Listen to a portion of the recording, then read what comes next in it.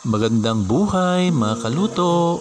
Sana po lahat po tayo ay nasa mabuting kalagayan.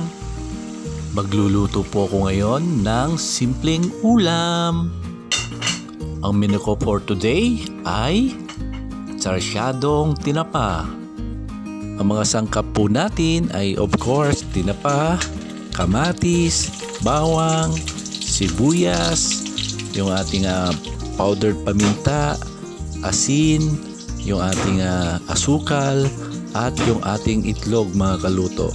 Halika kayo, samahan nyo ako at lutuin na natin to pagkatapos ng ating paghihiwa mga kaluto.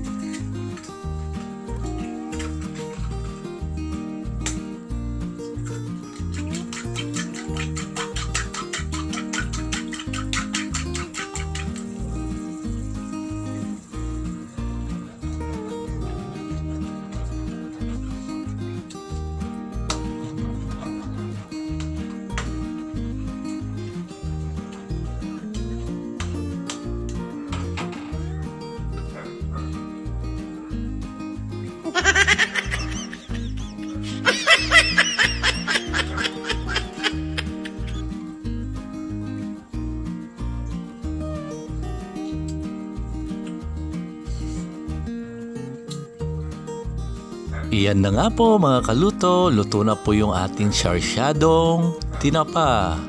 Yan, sasandok na po tayo ng ating uulamin at halika kayo, samahan niyo po ako at bago tayo kumain, tayo magdasal muna. Lord, thank you so much Lord for this food. Linisin mo Panginoon upang siyang may kalakasan ko. Salamat din po Panginoon sa pangangalagay mo sa aming kalusugan, yung pag-iingat mo sa amin sa araw-araw Panginoon. Maraming salamat at yung mga biyayang pinagkaloob mo Lord God. In Jesus name we pray. Amen. At ngayon kakabsat,